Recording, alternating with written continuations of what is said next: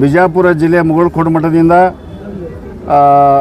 ತಿಕೋಟ ತಾಲೂಕಿನ ಇಟ್ಟಂಗ್ಯಾಳ ತಾಂಡ ನಂಬರ್ 4ರವರೆಗೆ ಇವತ್ತು ಅಲ್ಲಿ ಈ ಭವ್ಯ 14 ಫೂಟಿನ ಅಂಬಾಭವಾನಿ ಮೂರ್ತಿಯನ್ನು ಮೆರವಣಿಗೆ ಮಾಡುವ ಮುಖಾಂತರ ಸನ್ಮಾನ್ಯ ಪೂಜ್ಯರಾಗಿರ್ತಕ್ಕಂಥ ಭೀಮಸಿಂಗ್ ಮಹಾರಾಜರ ನೇತೃತ್ವದಲ್ಲಿ ಇವತ್ತು ಈ 14 ಫೂಟಿನ ಇದು ಮೂರ್ತಿಯನ್ನು ಬಹುತೇಕ ನಮ್ಮ ರಾಜ್ಯದಲ್ಲಿ ಬರ್ತಕ್ಕಂಥ 4,500 ತಾಂಡಗಳಲ್ಲಿ ಎಲ್ಲಿನೂ ಸಹ ಇಲ್ಲ.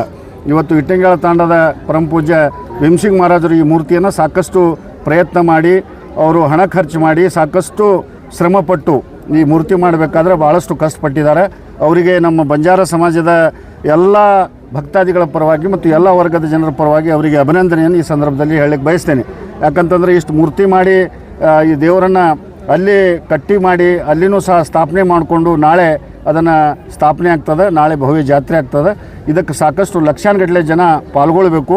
ಈ ದೇವಿಯ ಮೂರ್ತಿ ಬರ್ತಕ್ಕಂಥ ದಿನಮಾನದಲ್ಲಿ ಇವತ್ತು ದೊಡ್ಡ ಶೃಂಗೇರಿ ವೆಂಕಟೇಶ್ವರ ವೆಂಕಟೇಶ್ವರ ಆ ಕಡೆ ತಿರುಪತಿ ಎಲ್ಲ ಕಡೆ ಏನು ದೇವಸ್ಥಾನಕ್ಕೆ ಜನ ಹೋಗ್ತಾರೆ, ಧರ್ಮಸ್ಥಳಕ್ಕೆ ಹೋಗ್ತಾರೆ.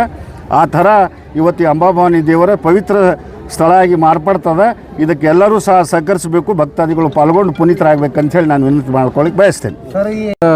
ದೇವಿ ಮೇಲೆ ಮನಸ್ಸು ಮಾಡ್ಕೊಂಡಿದ್ದೆ, ಅದು ಮುಂದೆ ಹಿಂಗೆ ಆಗ್ತದೆ ಅನ್ನೋದು ಗೊತ್ತಿಲ್ಲ. ಎಲ್ಲರೂ ಅದರ ದೇವಿ ಭಕ್ತ ಭಾಳ ಮಂದಿ ಅದಾರ, ಅದರದ್ದು ದೇವಿದ ಫಾಲೋವರ್ಸು ಭಾಳ ಅದಾರ. ಅದಕ್ಕೆ ದೇವಿ ಭಾಳ ನಮ್ಮವರು ಮಂದಿ ಭಾಳ ಅದಾರ. ಅದಕ್ಕೆ ನಾನು ಒಂದು ವಿಚಾರ ಮಾಡಿದೆ, ತುಳಜಾಪುರ ಹೊಂಟಿದ್ದೆ. ಅದಕ್ಕೆ ಒಂದು ವಿಚಾರ ಮಾಡ್ಕೋತ ಹೋಗೋಣ, ಒಂದು ವಿಚಾರ ಬರೋಣ, ಅದು ಯಾವುದು ಏನು ಮಾಡಬೇಕಂತ ವಿಚಾರ ಬಂತು.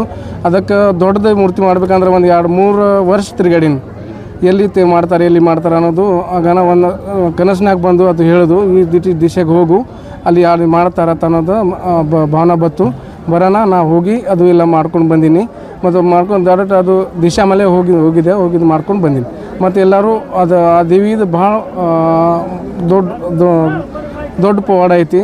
ಮತ್ತು ಅದು ಎಲ್ಲರೂ ಭಕ್ತರು ಅದಕ್ಕೆ ನಂಬ್ತಾರೆ. ಅದಕ್ಕೆ ಅದು ಎಲ್ಲರೂ ಇಲ್ಲಿ ಬಂದನ್ನೆಲ್ಲ ನಂಬ್ತಾರೆ ಅಂಥೇಳಿ ನಾನು ಆ ವಿಶೇಷನಾಗ ನಮ್ಮೆಲ್ಲ ಮಾಡಿಕೊಟ್ಟೆ ಅಷ್ಟೇ.